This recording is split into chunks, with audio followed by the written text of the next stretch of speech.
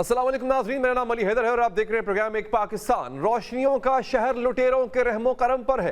سہانے مستقبل کے خواب کیسے موت کے سفر تک لے جاتے ہیں، یہ موضوعات ہمارے پروگرام کا حصہ ہیں۔ لیکن پہلے بات کریں گے تحریک انصاف کی، جس کی کشتی اس وقت خوف اور امید کے درمیان ہچکولے کھا رہی ہے۔ آج کے دن تحریک انصاف کے حوالے سے دو اہم خبریں سامنے آئیں۔ پہلی خبر یہ ہے کہ پی ٹی آئی کے 25 کارکنوں کو فوجی عدالتوں سے سزائیں سنا دی گئی ہیں۔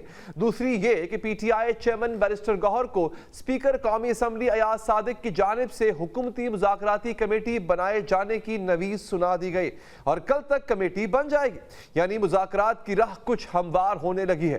مگر دوسری جانب سلمان اکرم راجہ سمیت دوسری قیادت کو خوف ستانے لگا ہے اور انہیں اندیشہ ہے کہ آج سنائی گئی سزائیں بانی پی ٹی آئی کو بھی ذوالفقار بھٹو جیسے انجام سے دوچار کر سکتی ہیں۔ سب سے پہلے بات کریں گے آج کی سب سے بڑی خبر کی، اور وہ یہ کہ سانحہ 9 مئی کے 25 مجرموں کو بالآخر 1.5 سال کے بعد کڑی سزائیں سنا دی گئی ہیں۔ مگر یہ خبر ایک اور بڑی خبر کی پیش بندی بھی نظر آتی۔ یہ خبر بتا رہی ہے کہ تحریک انصاف کے مزید لیڈر بھی ممکنہ طور پر سانحہ 9 مئی کے شکنجے میں آنے والے، اور اسی بات کا اظہار آئی ایس پی آر کی پریس ریلیز میں کیا گیا۔ فوجی عدالتوں نے پہلے مرحلے میں 25 مجرموں کو سزائیں سنائیں۔ پاک فوج کے شعبہ تعلقات عامہ ایس پی آر کے مطابق فیلڈ جنرل کورٹ مارشل نے 25 مجرموں کو 2 سال سے 10 سال تک قید بامشقت کی سزائیں سنائیں۔ سانحہ 9 مئی کے حوالے سے یہ اہم پیش رفت سپریم کورٹ کے آئینی بینچ کے فیصلے کے ایک ہفتے بعد سامنے آئی۔ 13 دسمبر کو جسٹس امین الدین کی سربراہی میں آئینی بینچ نے فوجی عدالتوں کو سانحہ 9 مئی میں ملوث 85 ملزموں کے فیصلے سنانے کی اجازت دی تھی اور قرار دیا تھا کہ ملٹری کورٹس کے فیصلے سپریم کورٹ میں زیر التوا کیس کے فیصلے سے مشروط ہوں گے۔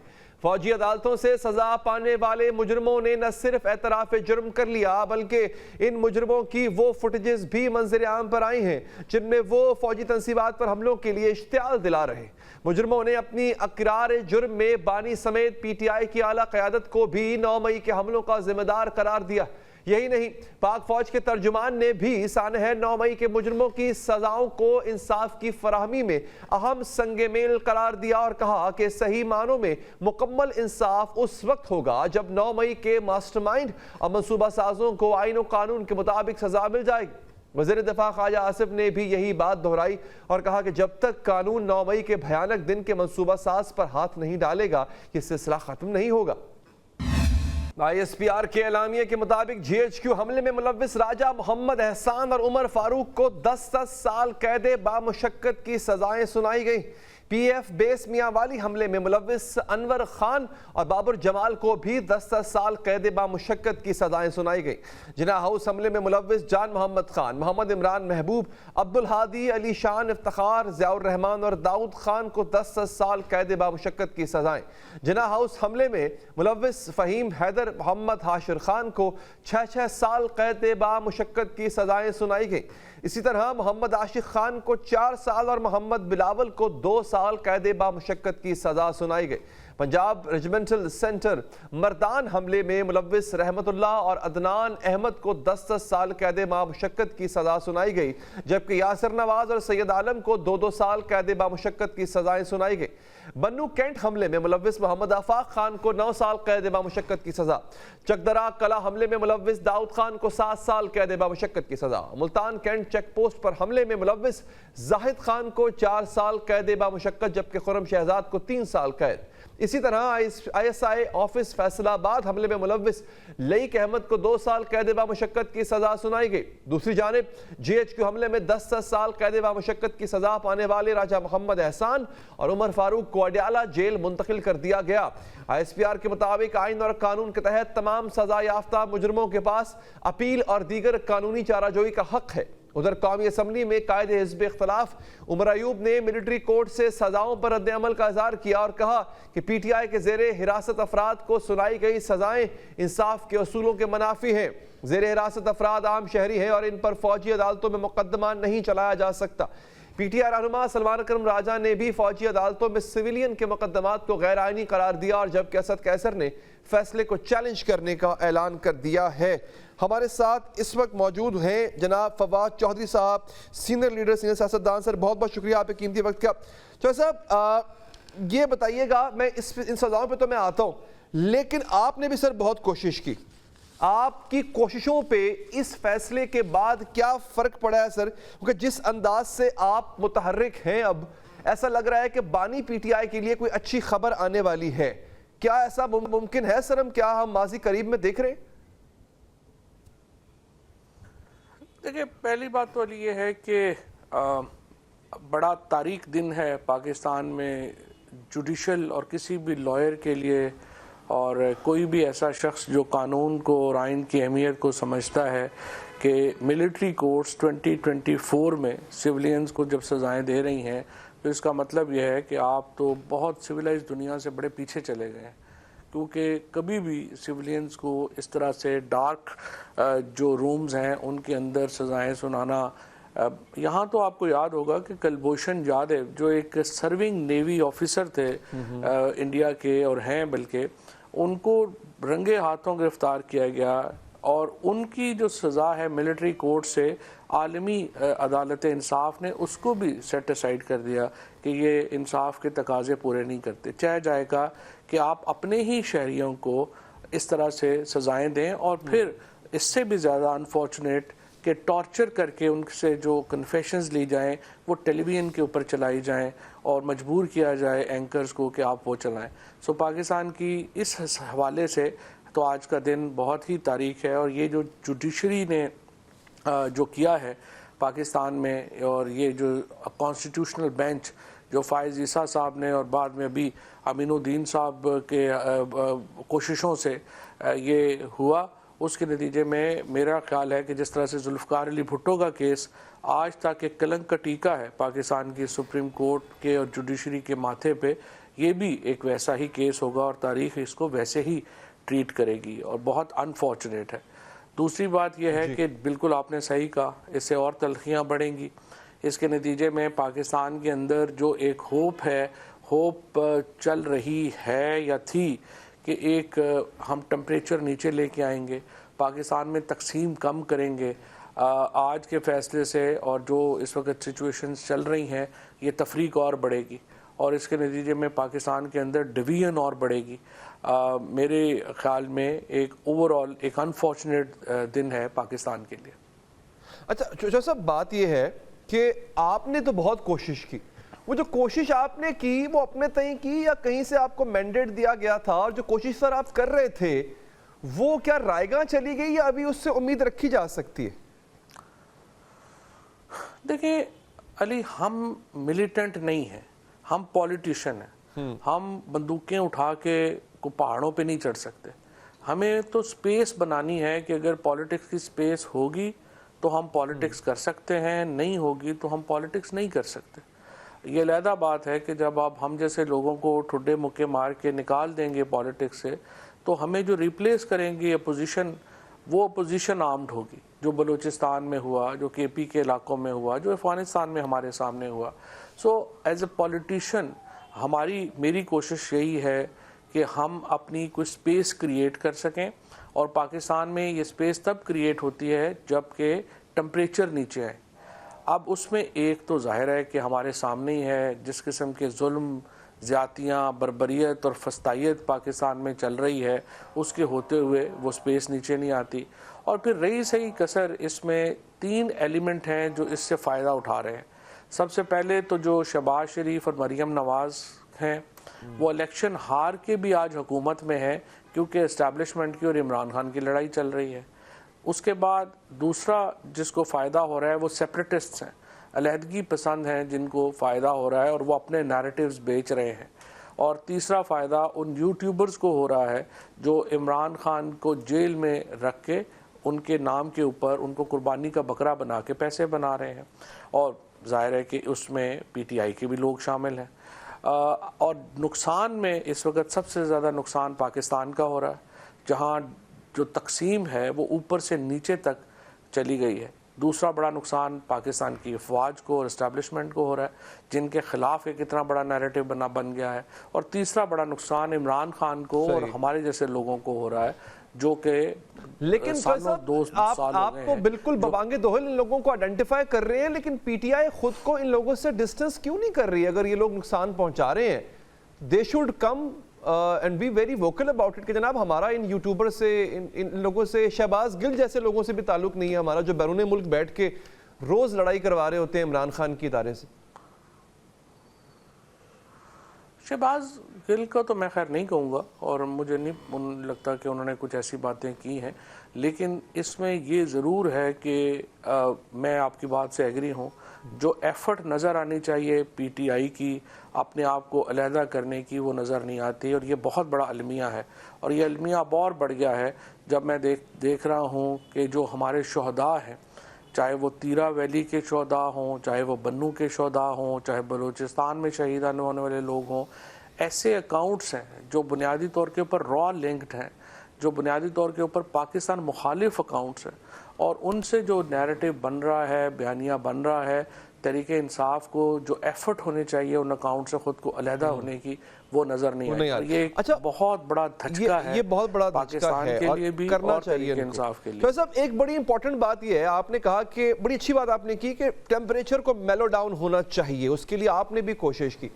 اچھا, آپ کی جو بانی تحریک انصاف سے ملاقات ہوئی, آپ نے ان سے کیا کہا, کیا بات منانے کی کوشش کی؟ ایک دوسرا یہ ٹیمپریچر تو جو ہے سب دونوں طرف سے نیچے آنا چاہیے نا. اگر آپ عمران خان کو منانے میں کامیاب ہو جاتے ہیں تو کیا دوسری جانب سے ٹیمپریچر نیچے آنے کی توقع ہے, یا اس میں بھی کوئی آپ نے کردار ادا کیا؟ نہیں, میرا تو واقف ہی کوئی نہیں ابھی, سچی بات یہ ہے, اور موجودہ جو ٹیم ہے اسٹیبلشمنٹ کی ان میں میرے کو اس طرح سے واقفیت ہی نہیں ہے کسی آدمی سے, سو مجھے نہیں پتا کہ وہ ٹمپریچر نیچے لائیں گے یا نہیں لائیں گے. بٹ جس طرح میں نے آپ کو کہا کہ پاکستان کے شہری کی حیثیت سے اور ایک سیاستدان ہونے کی حیثیت سے تو کوشش یہی ہے نا کہ آپ ٹمپریچر نیچے آئے.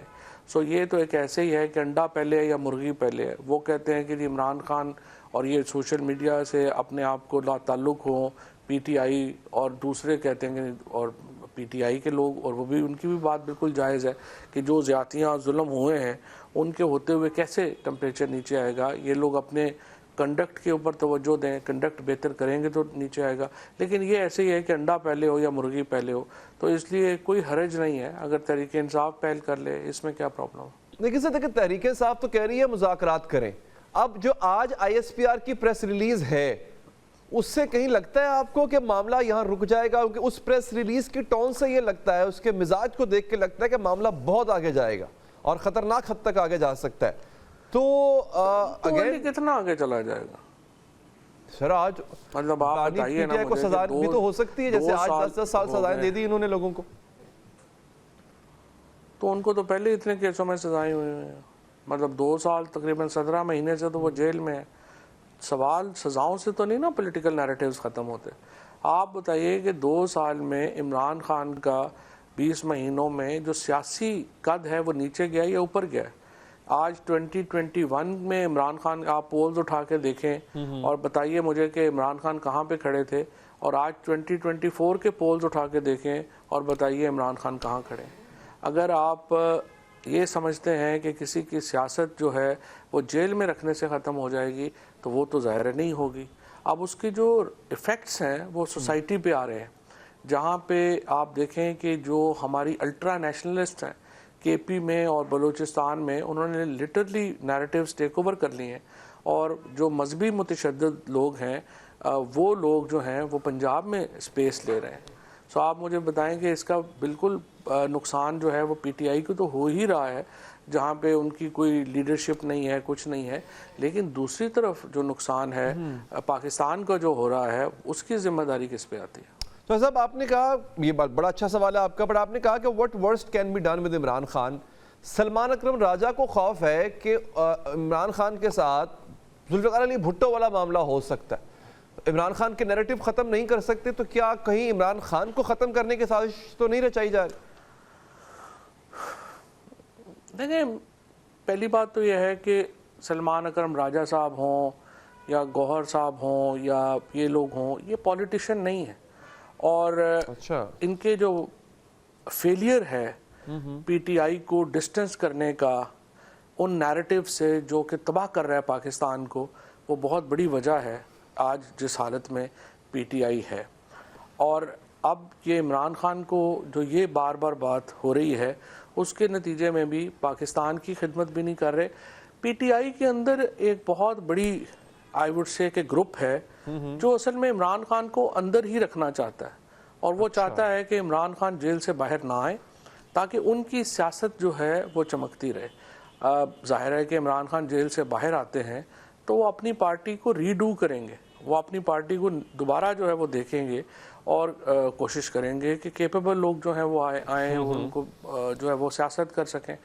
لیکن جو موجودہ لیڈرشپ ہے اس کا انٹرسٹ یہ ہے کہ عمران خان جیل میں رہے, اور یہ واحد سچویشن ہے جس میں وہ سیاست کر سکتے ہیں, لہٰذا ان کے بیانات کی کوئی اہمیت نہیں.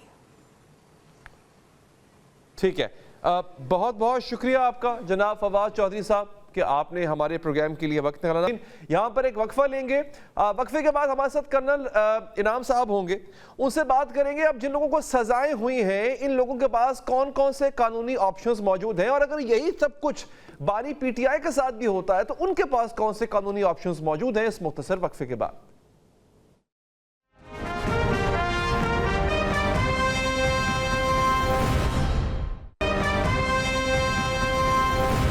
بریک کے بعد حاضر ہیں ناظرین. اسی سلسلے میں بات کرنے کے لیے ہمارے ساتھ کرنل ریٹائرڈ انعام الرحیم صاحب موجود ہیں. سر آپ کا بہت بہت شکریہ کہ آپ نے پروگرام کے لیے وقت نکالا. کرنل صاحب, آج جو سزائیں دی گئی ہیں سر, اس کے بعد کیا ہوگا؟ ان کے پاس اب کون کون سے قانونی آپشنز موجود ہیں؟ ایک دوسرا, اگر عمران خان, چونکہ آج کی آئی ایس پی آر کی ریلیز میں جس چیز پہ سٹریس دیا گیا وہ ہے کہ اس 9 مئی کے حملے کے منصوبہ سازوں تک پہنچا جائے گا تبھی انصاف کے تقاضے پورے ہوں گے, تو اگر عمران خان بھی اس میں امپلیکیٹ ہوتے ہیں تو ان کے پاس کون کون سے قانونی آپشنز موجود ہیں؟ دراصل بات یہ ہے کہ آرمی ایکٹ ایک الیبوریٹ کتاب ہے, اور جب آرمی میں سزائیں سنائی جاتی ہیں تو آرمی ایکٹ کے اندر ہی پروویژن دی ہوئی ہے کہ ایک آرمی کورٹ آف اپیل بنی ہوتی ہے. یہ جن لوگوں کو سزائیں ہوئی ہیں یہ 40 دن کے اندر اپنی سزاؤں کو آرمی کورٹ آف اپیل میں چیلنج کر سکتے ہیں. اچھا, اور اگر ان کو کورٹ آف اپیل میں سزائیں کم بھی ہو سکتی ہے, اور آرمی کورٹ آف اپیل میں سزا بڑھائی بھی جا سکتی ہے اور ختم بھی ہو سکتی ہے. اچھا, اس کے بعد ان کے پاس اس کے بعد ان کے پاس ریمیڈی یہ ہوگی کہ یہ آرمی چیف کو یا صدر پاکستان کو مرسی پیٹیشن بھی دائر کر سکتے ہیں. ٹھیک ہے, اور اگر یہ سمجھتے ہیں کہ ان کے ٹرائل کے اندر ان کو فیئر ٹرائل کا موقع نہیں ملا اور ان کے ٹرائل کے اندر کوئی بدنیتی شامل تھی, یہ وہاں موجود ہی نہیں تھے, کسی اور جگہ پہ تھے اور ان کو وہاں پہ شامل کر لیا گیا, کوئی ایویڈنس ایسی نہیں تھی, بدنیتی پہ مبنی ہے ٹرائل, اگر یہ ایسی ایویڈنس لے آتے ہیں تو اس کو یہ ہائی کورٹ میں بھی چیلنج کر سکتے ہیں اور بعد میں سپریم کورٹ میں بھی جا سکتے ہیں. اچھا, لیکن یہ قانونی تقاضا ہے جو انہیں پورا کرنا ہوگا. اور بات دراصل یہ ہے, جہاں تک آپ کہہ رہے ہیں کہ خان صاحب کو بھی لایا جا سکتا ہے, کہ 9 مئی کا جو انسیڈنٹ ہے یہ انسیڈنٹ کوئی ایک لاہور میں نہیں ہوا, یہ اسی دن انسیڈنٹ میاں والی میں بھی ہوا, فیصل آباد میں بھی ہوا, اور کتنے شہروں میں ایک ہی دن میں ایک ہی وقت میں ایک واقعہ ہو رہا ہے. تو اس سے کیا آپ سمجھتے ہیں کہ یہ ایک حادثہ تھا جو ہو گیا یا کوئی پری پلان تھا جو ایک ہی وقت میں ایک ہی جگہ پہ ایک ہی قسم کے لوگوں نے کیا اور ایک ہی ادارہ نشانہ تھا؟ اور اس میں بھی بڑی افسوسناک بات ہے, یہ ہونا نہیں چاہیے کسی بھی مہذب معاشرے کے اندر فوجی عدالتوں سے شہریوں کا ٹرائل کرنا. میں اس کو خلاف اصول سمجھتا ہوں, ہم نے ہمیشہ اس کو چیلنج کیا, کنڈیم کیا کہ سویلین کا ٹرائل فوجی عدالتوں میں نہیں ہونا چاہیے. لیکن یہ بھی ایک حقیقت ہے کہ آج تک دنیا کے کسی ملک میں یہ نہیں ہوا کہ شہداء کی یادگاروں کو بھی نقصان پہنچایا جائے, کیونکہ شہداء تو پوری قوم کا اثاثہ ہوتے ہیں. اس بچے کا کیا قصور ہے جس کے باپ والد صاحب اس کی ماں بیوہ ہو گئی, اس کے وہ خود یتیم ہو گیا, اس کے والد شہید ہو گیا, اس کی یادگار قوم نے بنائی اور اس یادگار کو بھی آپ نے آ کر ملیا میٹ کر دیا, توڑ دیا. اچھا سر, تو یہاں پہ ایک جو پروویژن ہے کہ سپریم کورٹ کہہ چکی ہے کہ جب تک سپریم کورٹ کا فیصلہ نہ آ جائے ہائی کورٹ میں بھی اپیلیں نہیں جا سکتی, تو کیا اگر یہ ودن دا ملٹری کورٹ اپیل کرتے ہیں وہ بھی ریجیکٹ ہو جاتی ہے اور ادھر سے سپریم کورٹ کا فیصلہ بھی نہیں آتا, تو کیا ان کی اپیلیں یوں ہی لٹکی رہیں گی سر؟ نہیں, یہ اصل میں مس کنسپشن ہے. سپریم کورٹ کوئی بار نہیں لگا سکتی اس کے اوپر, وہ فیصلہ صحیح اس کی انٹرپریٹیشن نہیں کی گئی. اچھا, ہم نے خان صاحب کے دور میں جن 29 لوگوں کا ٹرائل ہوا, جن میں سے 3 کو تو سزائے موت دی گئی, ان کو وکیل ہی نہیں ملا. اچھا, ان سب کیسز کو ہم نے ہائی کورٹ میں چیلنج کیا, پنڈی ہائی کورٹ میں وہ سارے کیس چیلنج ہو چکے ہیں, جس کی وجہ سے وہ سزائے موت پر عمل درآمد معطل ہوا. ہمیں تو خود پتہ نہیں چلا کیونکہ پریس سے ذریعے پتہ چلا، لوگوں نے ہم سے رابطہ کیا کہ فلاں فلاں کو سزا ہو گئی ہے ملٹری کورٹ میں. وہ ہم نے پورا ڈیٹا اکٹھا کیا اور اس میں سب سے اہم بات یہ تھی، ایک جرنلسٹ ہیں ادریس خٹک، ان کو بھی اغوا کیا گیا اور اس کے وکیل تھے لطیف کھوسر صاحب. اپنے لطیف صاحب جو ہمارے سپریم کورٹ بار کے پریزیڈنٹ تھے، انہوں نے وہ کیس لڑا اور پشاور میں سے انہوں نے دائر کی، پھر سپریم کورٹ آ گئے اور انہوں نے خان صاحب سے بھی رابطہ کیا، لیٹر لکھے خان صاحب کو کہ خان صاحب یہ آپ کے زمانے میں سویلین کا کیسے ٹرائل ہو رہا ہے، کوئی پروویژن ہی نہیں ہے، وہ جو ترمیم کی گئی تھی ملٹری عدالتوں کے لیے وہ ختم ہو چکی ہے، آپ کیسے ٹرائل کر رہے ہیں. لیکن خان صاحب اس وقت کیونکہ ایک پیج کا گیت گایا کرتے تھے کہ we are on one page, اور یہ کہا کرتے تھے باجوہ صاحب جیسا آئینی جرنیل میں نے زندگی میں دیکھا ہی نہیں، میری تو فارن پالیسی بھی یہ چلا رہے ہیں. تو اس سر وقت اگر بھی ہم نے انہیں خبردار انہی خان صاحب کے ایک چونکہ میں اس لیے میں آپ کی موجودگی کا فائدہ اٹھا رہا ہوں کیونکہ قانونی پیچیدگیاں جو ہے نا اس پہ ہماری رہنمائی ہو جائے گی. سر کہا یہ جا رہا ہے کہ اگر عمران خان کو ملٹری کورٹ سے سزا ہو جاتی ہے، سپریم کورٹ سے بھی ہو جاتی ہے، تو پی ٹی آئی عالمی عدالت انصاف کا دروازہ کھٹکھٹائے گی. کیا یہ کیس عالمی عدالت انصاف کے جورسڈکشن میں آئے گا اگر سزا ہوتی ہے تو؟ یہ عالمی ادارہ انصاف کے ساتھ اس کا کوئی تعلق ہی نہیں ہے. عالمی ادارہ جو ہے وہ مختلف مملکتوں کے کیسز سنتا ہے. ایون پاکستان اور انڈیا کا بھی ایشو ہو تو ہم نہیں جا سکتے جب تک دوسرا ملک کنسنٹ نہیں دے گا. کلبھوشن جادیو کے کیس میں جب وہ انڈیا وہاں گیا تو ہم نے اس کو ایکسیپٹ کیا کہ ہم اس کا جواب دیں گے، کیونکہ ہم یہ نہیں چاہتے تھے کہ انڈیا یک طرفہ طور پہ ہمارے خلاف کمپین چلائے. وی وانٹڈ کہ we must contest the case in the International Court of Justice. لیکن کسی ایک ریجنل کیس کو لے کر نہیں. اگر ایسی بات ہوتی تو جیسے بھٹو صاحب کا کیس تھا، وہ ان کو ہماری ہائی کورٹ اور سپریم کورٹ سے سزا ہوئی، لیکن پارٹی جانتی تھی کہ ہم اس کو انٹرنیشنل کورٹ آف جسٹس میں نہیں لی جا سکتے، وہ نہیں لی جا سکتی. ٹھیک ہے. میں انتہائی مشکور ہوں کرنل صاحب سر کہ آپ نے نہ صرف پروگرام کے لیے وقت نکالا بلکہ قانونی معاملات میں آپ نے ہماری دیکھنے والوں کی رہنمائی بھی کی. آپ کا بہت بہت شکریہ. ناظرین، 9 مئی واقعات میں ملوث مجرموں کو سزا مل گئی، بہت اچھا ہوا. جس سے شرپسندی میں کسی اہلکار کی وردی پہنی، اسے 10 سال قید بامشقت سزا سنائی گئی. یہ بھی خوب. کور کمانڈر ہاؤس میں گھسنے والے کو 10 سال قید بامشقت کی سزا، یہ بھی اچھا کیا. جی ایچ کیو پر حملہ کرنے والا 10 سال قید بامشقت کاٹے گا، یہ بھی مناسب. مجسمے کی بے حرمتی کرنے والے کو بھی 10 سال قید کی بامشقت سزا دی گئی ہے، یہ موزوں ہوا. جو کور کمانڈر ہاؤس میں گھسا، پیتل کا برتن اٹھا کر سر پر رکھا، وہ 2 سال جیل میں چکی پیسے گا، یہ بھی موضوع ہے. یہ سب سزائیں درست ہیں، بجا ہیں، صحیح.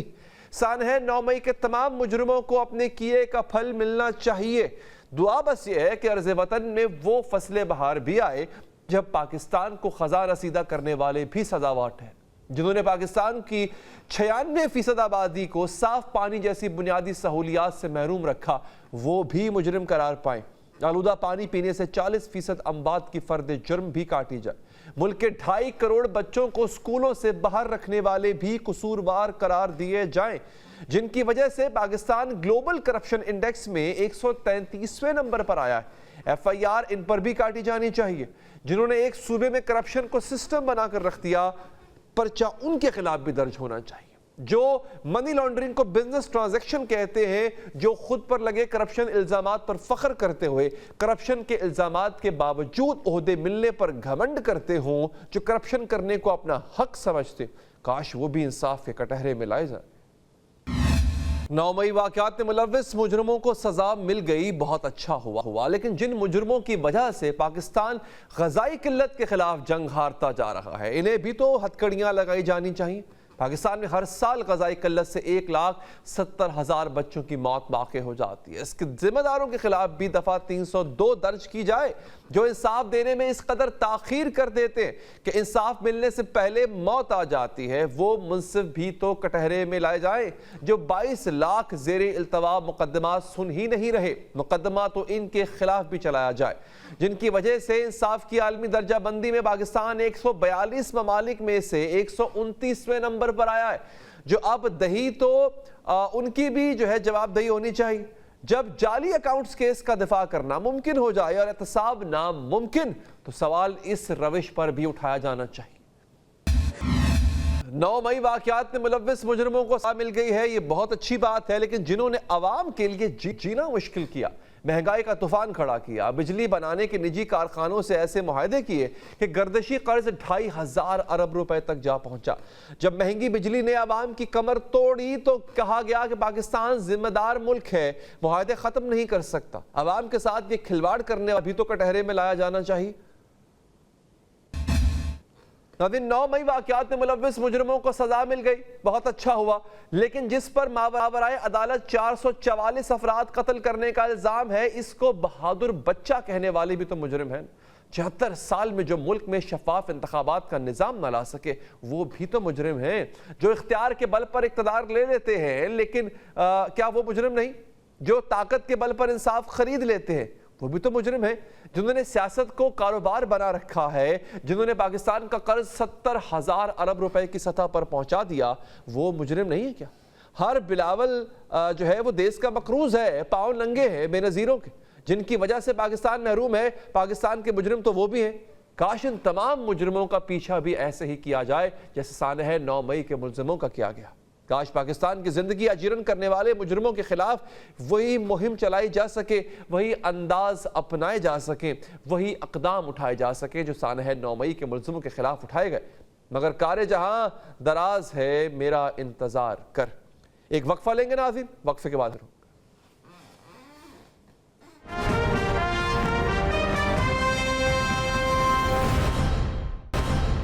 सुहाने मुस्तकबिल के ख्वाबों की तकमील के लिए खूनी फजाओं, खूनखार जंगलों और अफरियत नुमा समंदरों का सफर, और वो सफर जो गहरे पानियों, घने जंगलों और तारीक राहों में सांसों की डोर टूटने तक जारी रहता है। लेकिन तलाश रिस्क की जस्तजू में जाने वाले रुकते हैं और ना ही ले जाने वाले अपने मंसूबे रोकते, और ले जाने वालों को रोकने वालों के पास कोई तदबीर है और ना ही कोई मंसूबा कि मौत के इस खूनी खेल के आगे कोई बंद ही बांधा जा सके। गुज़िश्ता हफ्ते 40 पाकिस्तानी लीबिया में कश्ती हादसे में समंदर में डूब गए। अब FIA की जानिब से खबर सामने आई है कि जिसके मुताबिक गुजरावाला के मारूफ कबड्डी प्लेयर अब्दुल रऊफ उर्फ रूफी मेतला समेत 4 नौजवानों ने कनाडा जाने के लिए भारी रकूम दी, जबकि इंसानी स्मगलर्स ने नौजवानों को ईरान में अगवा करके शदीद तशद्दुद का निशाना बनाया। अहले खाना के मुताबिक नौजवानों ने 95 लाख फीकस एजेंट्स को दिए। अब अगवाकार मजीद 90 लाख मांग रहे थे, जबकि 70 से 80 लाख रुपए देकर रिहाई मुमकिन हुई है। पाकिस्तान में डंकी का काम धड़ल्ले से जारी है, जिसमें उम्र की कोई हद है और ना ही इलाके की कोई कैद। 25 से 30 लाख रुपए लेकर 3 हफ्तों में यूरोप पहुंचाने के ख्वाब दिखाए जाते। यूरोप तक पहुंचने के लिए पंजाब से कोयटा, कोयटा से ईरान और ईरान से फिर तुर्की लाया जाता है। तुर्की के बाद यूरोप तक जाने का बाकायदा आगाज होता है और यहां से कश्तियों के निचले हिस्से में बंद होकर सफर करना पड़ता है। यूरोप जाने के लिए दूसरा रूट दुबई से मिस्र या लीबिया हवाई जहाज पर सफर, और फिर मशरकी लीबिया से बड़ी कश्तियों पर यूरोप में डंकी लगाई जाती है। BBC के मुताबिक साल 2023 के पहले 6 माह में तकरीबन 13,000 लोग पाकिस्तान से लीबिया और मिस्र गए, जबकि साल 2022 में तकरीबन 7,000 लोग गए थे। इन 13,000 में से 10,000 वापस नहीं आए। ये 10,000 लोग कहां गए? रियासत इन 10,000 अफराद से बेखबर क्यों है? इन पर क्या गुजर रही है? आज आपके सामने कुछ मनाजिर रखते हैं। ये मनाजिर आपको इसलिए दिखा रहे हैं ताकि नौजवान इबरत पकड़े, ताकि हादसे से कबल हादसा रोकने का वसीला बनाया जाए। ये तकालीफ पाकिस्तान से ही शुरू हो जाती है, जब बसों के अंदर सामने रखने की जगहों में बंदे ठोंस कर भरे जाते। पाकिस्तान और ईरान की सरहद पर 20,000 पाकिस्तानी सालाना बुनियादों पर गिरफ्तार किए जाते। अगर बसें कानून नाफिज करने वाले इदारों की नजर में आ जाएं तो सरहद को पैदल क्रॉस करना पड़ता है। 12 साल के बच्चों से लेकर 18 बरस तक के नौजवान सभी एक ही रास्ते से एक मंजिल की जानिब एक ही वक्त में जाते हैं। जो रास्ते में ठहर जाएं, गिर जाएं या चल ना पाएं तो इन्हें हालात के रहमो करम पर छोड़ दिया जाता है और यूं वो गुमनाम राहों में मारे जाते। पाकिस्तानियों को कंटेनर्स पर भरकर भी कई रोज तक भूखा प्यासा रखा जाता है। यहां भी कई लोगों की जिंदगियां खत्म हो जाती। किस्सा गैर कानूनी सरहद क्रॉस करने तक ही महदूद नहीं, बल्कि कानूनी तरीके से भी ईरान, थाईलैंड, तुर्किया और लीबिया जाने वाले अफराद भी इंसानी स्मगलर्स के हाथों चढ़ जाते। इन्हें अगवा किया जाता है, तशद्दुद का निशाना बनाया जाता है, तशद्दुद ज़दा वीडियोस दिखाकर इनके अहले खाना से तावान मांगा जाता है। गुज़िश्ता चंद हफ्तों में 1.5 दर्जन से ज़ायद पाकिस्तानियों के अगवा बराए तावान की खबरें सामने आई। سوال یہ ہے کہ جب ادارے ڈنکی کے راستوں سے واقف ہیں تو ان راستوں کو بند کیوں نہیں کیا جا سکا؟ جب اداروں کو ایجنٹس کے بارے میں مکمل معلومات ہیں تو پھر انہیں پکڑا کیوں نہیں جا رہا؟ نوجوان ڈنکی کے خونی راستوں اور تشم کشا حقائق سے باخبر ہونے کے باوجود موت کے انہی راستوں پر سفر کیوں کر رہے ہیں؟ سوال تو یہ بھی ہے کہ جب جانے والوں کو لے کر جانے والوں کے بارے میں مکمل معلومات ہوتی ہیں تو روکنے والوں سے تعاون کیوں نہیں ہوتا؟ انہیں سوالات کا جواب یونانی کشتی حادثے میں جاں بحق 13 سالہ لڑکے کے الفاظ نے دے دیا۔ ناظرین، ایسی ہی کچھ خبریں کراچی سے آ رہی ہیں۔ آگے بڑھتے ہیں، آپ کو بتاتے ہیں کہ حسن، عدنان، یعقوب، فیاض، جمال، یہ مختلف افراد کے نام ہیں، لیکن ان سب میں ایک قدر مشترک ہے۔ یہ سب بدقسمت لوگ کراچی شہر میں رہنے والے تھے اور ڈکیتی کے دوران قتل کر دیے گئے۔ میں نے آپ کو صرف 5 نام بتائے، لیکن اس سال کراچی میں ڈکیتی کے دوران قتل کیے گئے افراد کی تعداد کتنی ہے؟ 110 افراد کراچی میں لاقانونیت کی بھیڑ چڑھ چکے۔ روشنیوں کا شہر لٹیروں کے رحم و کرم پر ہے۔ ڈاکوؤں کے ہاتھوں قتل کا حالیہ واقعہ بنارس فلائی اوور پر پیش آیا۔ 35 سالہ جمال نے نئی موٹر سائیکل خریدی تھی۔ اس نئی موٹر سائیکل پر وہ دوست کے ساتھ چکر لگانے نکلا تھا کہ ڈاکوؤں کے ہتھے چڑھ گیا۔ شہر کراچی کا کوئی بھی علاقہ سٹریٹ کرائم سے محفوظ نہیں۔ اب تک چوری، ڈکیتی، قتل اور لوٹ مار سمیت سنگین جرائم کی 72,000 سے زائد وارداتیں رپورٹ ہو چکی۔ کراچی کی سٹیزن پورٹل لائنز کمیٹی کے مطابق اس سال نومبر تک 49,604 موٹر سائیکلیں چوری کیے گئے یا چھین لیے گئے۔ 2071 شہری گاڑیوں سے محروم کیے گئے۔ 19,715 موبائل فون لوٹے گئے۔ اغوا کار اور بھتہ خور بھی سرگرم رہے۔ بھتھے کی 91 اور اغوا برائے تاوان کی 19 وارداتیں ہوئی۔ ایسی خبریں بھی اکثر آ چکی ہیں کہ پولیس خود جرائم میں ملوث ہوتی ہے یا جرائم میں اپنا حصہ ڈالتی ہے۔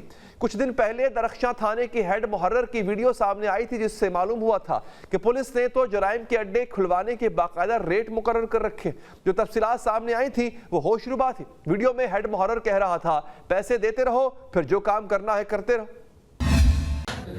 کراچی جرائم میں مردوں کے ساتھ ساتھ خواتین بھی اپنا حصہ ڈال رہی ہیں۔ ایف بی ایریا کے مطابق پولیس نے اسٹریٹ کرائم میں ملوث ایک ایسے گروہ کو پکڑا ہے جس کی سربراہی ایک خاتون کر رہی تھی۔ یہ گینگ 22 لڑکوں پر مشتمل تھا۔ ڈکیتی کی وارداتیں کیا کرتا تھا لیکن اس گینگ کی سربراہی خاتون کر رہی تھی۔ واردات سے قبل یہ گینگ فیکٹریوں میں کام حاصل کرتا تھا، ریکی کرتا تھا۔ سربراہ خاتون کا شوہر بھی ڈکیتی میں سہولت کاری کا کام کیا کرتا تھا۔ اس کے ساتھ ہی ناظرین، پروگرام سے اب تک کے لیے اتنا ہی۔ مجھے دیجیے اجازت، اللہ نگہبان۔